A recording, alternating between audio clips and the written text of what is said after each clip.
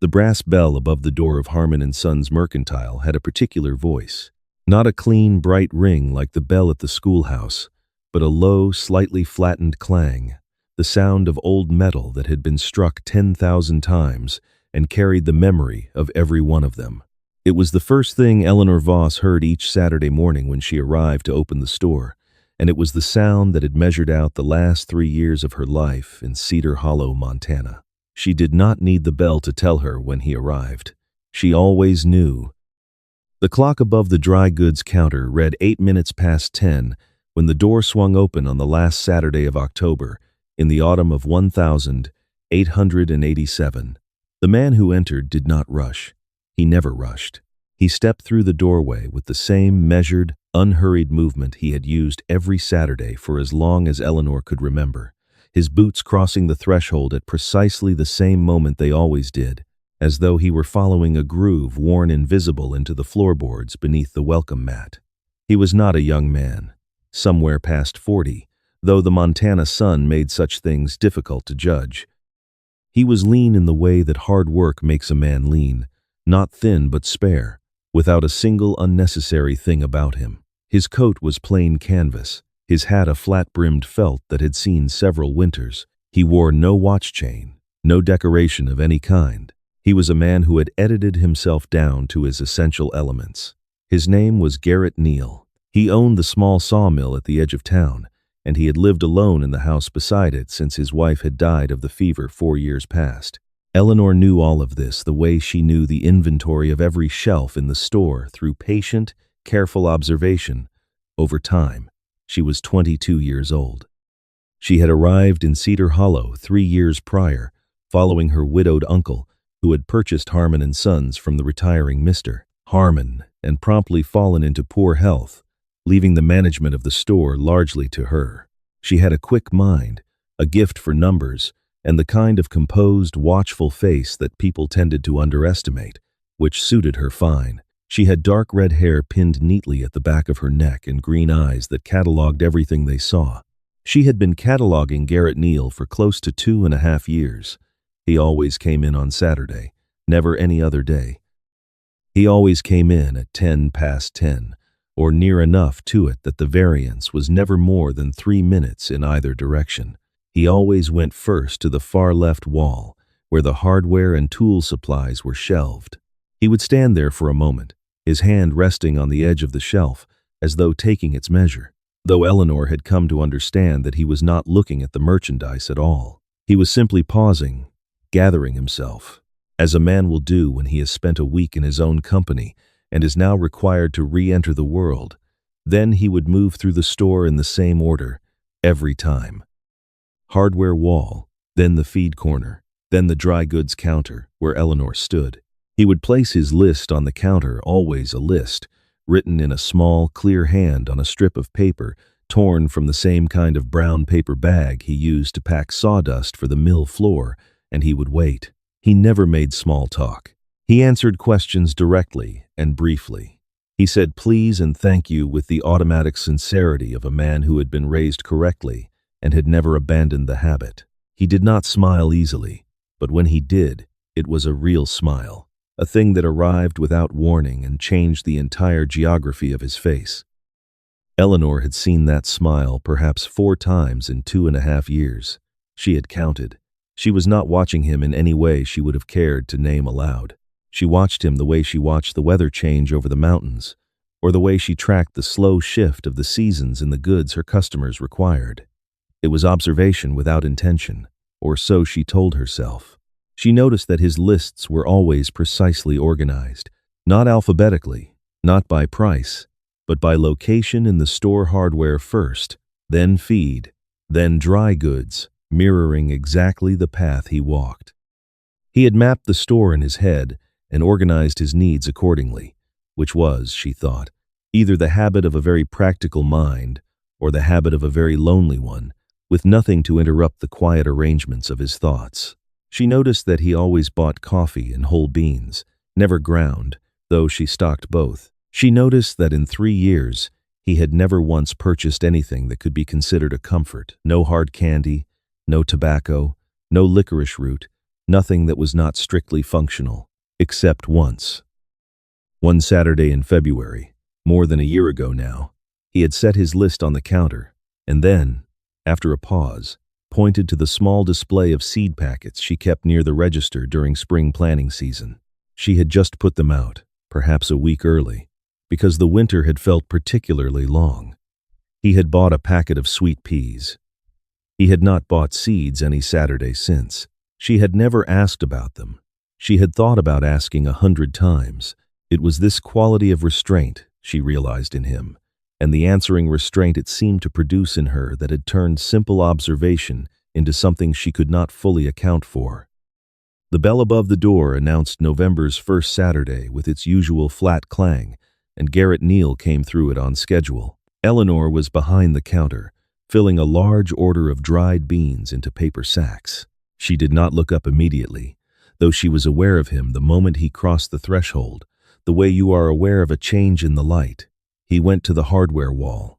He paused. He moved through the feed corner. He came to the counter and placed his list beside her bean scoop without a word. She finished the currant scoop, set it down, and took up his list. Coffee beans, a box of square-cut nails, 2 yards of oilcloth, lamp oil, and a spool of coarse linen thread. She began pulling the order together. "The oilcloth you usually take is out," she said, without looking up from the shelves behind her.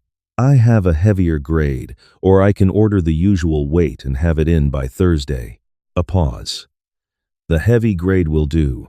She set it on the counter. Her eyes went briefly to his hands where they rested on the worn wood, the left one bearing a long, pale scar along the knuckle that she had noticed many months ago. She looked away. "Anything else?"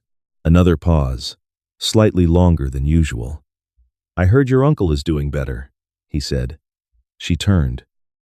He was not looking at her, but at the jars of hard candy on the shelf behind the counter, as though he had only just noticed them, though they had been in the same place for 3 years. "He is," she said. "Thank you. The doctor says the worst of it has passed." Garrett Neal nodded once. The way a man nods when he has said the thing he meant to say and considers the matter concluded. He paid for his goods, gathered the wrapped parcels, and left. The bell over the door gave its flat clang. Eleanor looked at the counter where he had stood. She looked at it for a moment longer than was necessary. She went back to her beans. It was the first personal remark he had made to her in 2.5 years of Saturday mornings, and she turned it over in her mind like a smooth stone for the rest of the day, examining it from every angle, finding it unremarkable and unable to stop thinking about it. The first real snow of that winter came in the 3rd week of November, and it came in earnest. 3 feet in 2 days, which was not extraordinary for Cedar Hollow, but the cold that followed was. The temperature dropped to a place that made the air feel brittle, that frosted the insides of window glass and turned the breath to vapor the moment you stepped outside. Her uncle, whose lungs had not fully recovered from his autumn illness, was confined to the small quarters behind the store. Eleanor ran the shop alone, which she was capable of doing and which left her no spare moments for anything resembling reflection. The community, as communities do in such seasons, drew inward. People came to the store in groups where they might have come alone. They lingered. The stove in the corner of the shop became the center of a small, informal gathering each afternoon. It was during one of these gatherings, a Tuesday, not a Saturday, that Garrett Neal came through the door. Eleanor noticed the change in the bell's announcement before she registered who it was. Then she saw him, and a small, almost imperceptible thing shifted in her chest. He did not usually come on Tuesdays. He looked, for the first time in her memory, slightly at a loss. He stood just inside the door, taking in the half-dozen townspeople clustered around the stove. Mrs. Aldridge with her knitting, the 2 Poole brothers playing a quiet game of cards, young Mr. Fitch discussing the price of winter hay with Ben Caulfield, the farrier. "Mr. Neal," Eleanor said from behind the counter. "Cold enough for you?" He looked at her, and she thought she saw something flicker briefly in his expression, a kind of relief at being addressed, at having a clear point of orientation in the room. "Mill chimney cracked in the cold," he said, coming to the counter. "Need fireproof mortar and a pound of stove bolts." She had the mortar in stock. The bolts she had to fetch from the back. When she returned, he was still standing at the counter, his hat in his hands, and Mrs. Aldridge had drawn him into a mild conversation about the severity of the winter. He was answering her with his characteristic brevity, but he was answering. Eleanor set the bolts on the counter. He looked at her, then at the stove, then back at her. "I can have this repaired by morning," he said, in a tone that seemed addressed to the general room, though his eyes were on her. "If anyone's mill needs wood cut before then, they shouldn't wait on mine." It was the longest, unprompted thing she had ever heard him say in public. Mrs. Aldridge thanked him warmly. Ben Caulfield said he'd keep it in mind. Garrett Neal paid for his goods and left. He came back on Thursday. The chimney, he reported to no one in particular, was repaired. He bought lamp oil and coffee. He stood near the stove for 7 minutes before he left. He came back on Saturday at 10:10, exactly as always, and went first to the hardware wall. But when he came to the counter and set down his list, he set down beside it a small brown paper parcel, neatly folded and tied with a length of the coarse linen thread from his last order. Eleanor looked at it. "For the store," he said, without preamble. "For the stove. Figured people have been gathering here." She opened it. Inside was a block of fine split kindling, each piece exactly the same length and width, every edge clean. It was the most meticulous kindling she had ever seen. It was, in its precise, careful way, beautiful. She looked up at him. He was watching the jar of hard candy again. "Thank you, Mr. Neal," she said. "Garrett," he said, and seemed to surprise himself. She looked at him for a moment. "Thank you, Garrett." He nodded, paid for his order, and left. The kindling burned slowly, as good, dry, well-cut wood does. It lasted the better part of 2 weeks.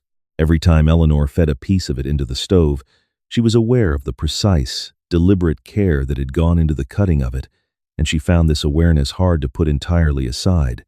The winter deepened, and so did the rhythm of the stove gatherings.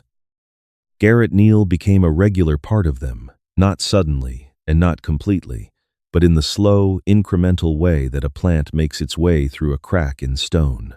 He came on Saturdays, as always, but occasionally on other days as well, and he lingered a few minutes longer each time. He did not hold court.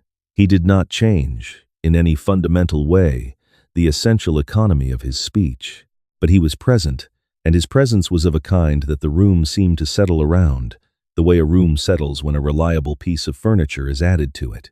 Eleanor observed this. She observed also the way certain other people in Cedar Hollow observed him. Specifically, she observed Mr. Douglas Crane. Douglas Crane was 34 years old and had recently established a land office in Cedar Hollow, handling property claims and territorial surveys.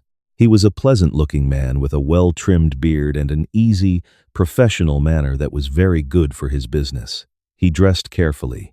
He spoke in complete sentences. He had, over the course of the winter, begun to make a point of coming to Harmon & Sons on Saturday mornings, which was not his previous habit, and spending a good portion of his time at the counter in conversation with Eleanor. He was, in every technical sense, attentive. He asked after her uncle. He commented intelligently on whatever topic she raised.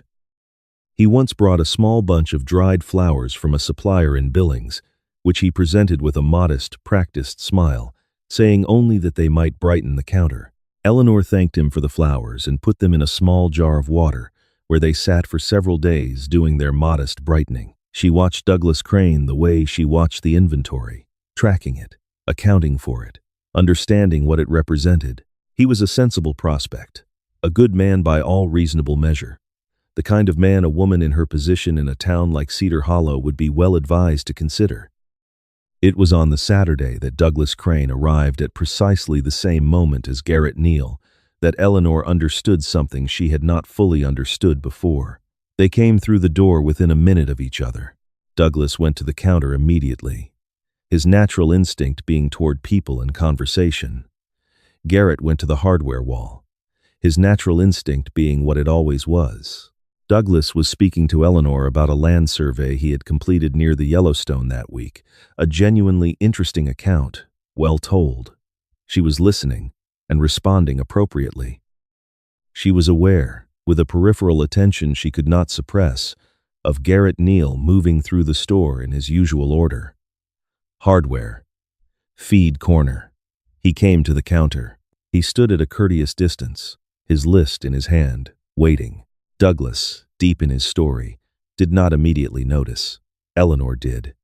She held up one finger toward Douglas one moment and turned to Garrett. Garrett looked at her. He looked at Douglas Crane.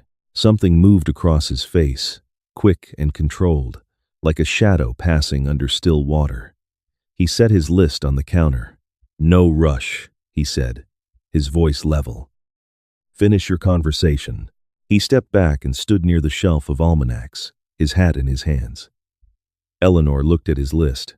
Then she looked at him standing by the almanac shelf with that particular, terrible patience of a man who had spent 4 years teaching himself to want nothing and was perhaps only now beginning to fail at the lesson. She finished taking Douglas Crane's order. He had not come to buy anything substantial in a shorter time than the conversation warranted. She processed Garrett's list with the efficiency that 3 years of practice had given her. When she slid his wrapped parcels across the counter, their eyes met briefly. "Thank you, Eleanor," he said. It was the first time he had used her given name. Not Miss Voss, Eleanor. He left. The bell gave its flat clang. Douglas Crane watched him go, and then smiled pleasantly. "Quiet fellow," he said.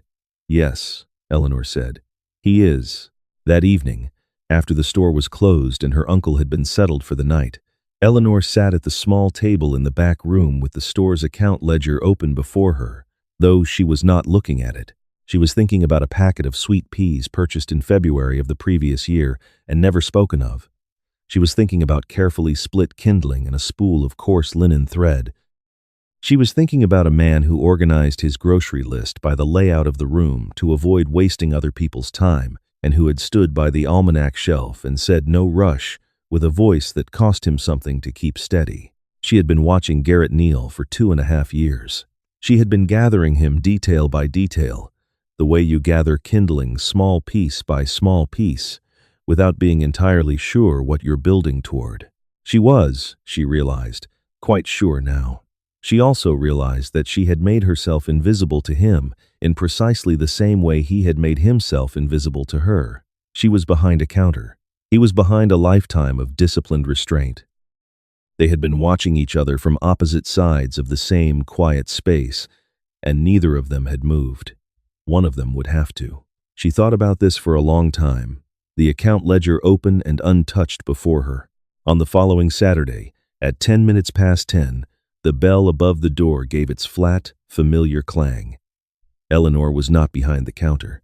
She was standing near the hardware wall, taking a genuine inventory of her nail stock, which needed updating. She had planned to do this inventory. It was also convenient. Garrett Neal came through the door and stopped. She looked up. "Good morning." He recovered quickly. "Morning." He looked at the hardware wall, and then at her standing in front of it. "I can come back." "Don't be foolish," she said pleasantly. "Tell me what you need, and I'll pull it while I'm here." He told her. She found it. They stood in the hardware corner together, which had never happened before in 2.5 years, and the particular quality of the silence between them in that narrow aisle was different from the silence across a counter. It was closer. "The sweet peas," Eleanor said, without planning to say it. He went very still. "The packet you bought last February." She kept her voice even, her hands busy with the nail stock. "I've wondered, did they grow?" A long pause. Long enough that she looked at him. He was looking at a box of wood screws with an expression of careful concentration that had nothing to do with wood screws. "I planted them along the south side of the house," he said finally, "where the fence used to be." A pause. "They came up. Did they bloom?" "Late June." Another pause. "Margaret, my wife, she used to grow them. I thought I'd see if I could." He stopped. It seemed worth trying. Eleanor set the last of the nail count into her ledger and straightened. She looked at him. "Did it help?" she asked, gently, not prying, the same way she asked whether the heavier oilcloth would do. He considered this question with the same seriousness with which he considered all practical matters. "It did," he said. "Some." She nodded. "I'm glad." She moved back toward the counter, and he followed along the familiar path, and they did not speak again until she was tallying his order. But the silence was different now. A door had been left open that had been shut for a very long time. He came the following Tuesday with no stated need for anything in particular, bought a small jar of linseed oil, and stood by the stove for 11 minutes. Mrs. Aldrich was not present. The Poole brothers were not present. It was only Eleanor, and the fire, and the quiet of a winter afternoon. "I don't know how to do this," he said, at the end of the 11 minutes, when he picked up his hat to leave. He said it to the floor, not to her.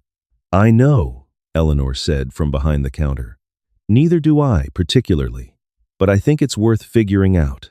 He looked at her then, full on, directly, in a way he had never quite done across a counter in 2.5 years. "I think you're right," he said. He left, but he did not pull the door all the way shut behind him. A moment later it opened again. He stood in the doorway, the cold air coming in around him, his hat in one hand and the jar of linseed oil in the other. "I will be back on Saturday," he said. "At 10 past 10. "I know," Eleanor said. "I'll be here." He nodded once, and this time he pulled the door shut properly, and the bell gave its familiar clang, and Eleanor Voss stood alone in the warm store and felt something shift in the architecture of her ordinary days, a small but structural change, like a keystone settling into place. She went back to her inventory, but she was smiling. Spring came to Cedar Hollow the way it always did, reluctantly, arguing with the cold week by week, then finally arriving with a sudden, almost apologetic generosity. The snow retreated up the mountain slopes. The mud season came and went. The first green things appeared along the creek banks. Garrett Neal came on Saturday mornings at 10 past 10, but he also came on Thursday afternoons, after the mill was quiet, and sometimes on Tuesday evenings, when he would sit in the chair near the counter and talk slowly at first, then with increasing ease about the work of the mill, about the particular qualities of different woods, about the way the river ran differently in spring than in autumn. Eleanor would listen and ask the questions that came naturally to her, and she would tell him in turn about her uncle's gradual recovery, about the ledger systems she had invented, about the books she read in the evenings when the store was closed. He told her, on a Thursday in March, about the morning he had woken up after Margaret died and found that the house was completely silent, in a way that houses are not usually silent when they contain another person, and how he had stood in the kitchen for a long time before he understood what the silence was. He told her this in a direct, plain way, as he told her all things, without self-pity, and with the particular honesty of a man who has decided that honesty is less exhausting than the alternative. Eleanor told him about the loneliness of running her uncle's store at 19, in a town where she knew no one, and how she had learned to make the inventory her companion, to find something reliable in the knowing of exactly how much of everything there was. He looked at her when she said that. He looked at her the way he had looked at her in the doorway in February, directly. "That's an exact thing to understand about yourself," he said. "I've had time," she said. He came on a Tuesday evening in April, and he brought with him, wrapped in plain paper, a small object which he set on the counter without ceremony. "I made it," he said, "from the boards that come off a piece of clear pine. When I'm checking a new run for quality, I cut a test piece. The offcuts are good wood. It seemed wasteful to burn them." Eleanor unwrapped the paper. Inside was a small, flat box, a recipe box, she realized, about the size of a hardback book, with a fitted lid and a clean dovetail joint at each corner. The joints were so precise they were nearly invisible. The wood was pale and sweet-smelling, smooth as water under her fingers. "For your cards," he said, with a nod toward the small stack of supplier cards she kept on the counter held together with a length of string. "Figured you had enough to sort." She looked at the box, and then at him. He was looking at the jar of hard candy behind the counter, the same jar he had been looking at for 2.5 years. "Garrett," she said. He looked at her. "The candy isn't interesting," she said. "You don't have to keep looking at it." A moment. Then the smile. The real one. The one that arrived without warning and reorganized his whole face, and which she had counted 4 times over 2.5 years, and was now counting a 5th. No, he agreed. It isn't. He called on her properly through the spring, as the custom of the time and place required, which meant that he came to the small side door of the store on Sunday afternoons, her uncle sitting in visible proximity in the next room with his paper, performing the socially necessary function of being present without being intrusive. They sat in 2 chairs near the window and watched Cedar Hollow go about its quiet Sunday business, and talked about things that people talk about when they are, very carefully and with great attention, deciding whether their lives might fit together. He was not a man who rushed.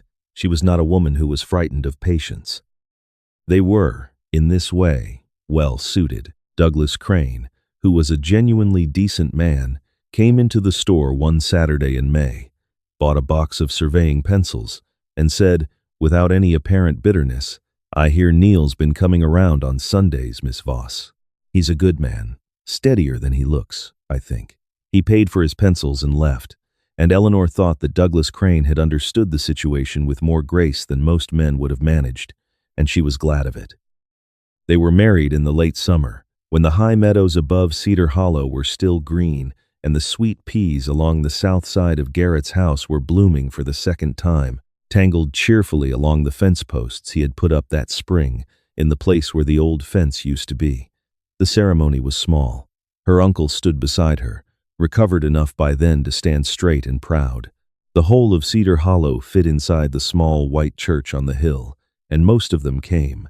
Eleanor did not stand behind any counter that day. She stood at the front of the room beside a man who spoke his vows in a clear, steady voice, the same voice she had drawn out of him word by careful word, Saturday by Saturday. Across 2.5 years and a worn wooden counter, she had his measure now, precisely, and he had hers.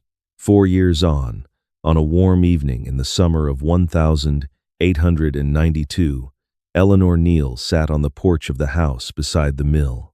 The air smelled of pine sawdust and the sweet peas that still grew along the south fence, reliable as clockwork. Garrett sat in the chair beside her, whittling something small and careful from a scrap of pine, as he did in the evenings. Their daughter, Rose, was asleep inside.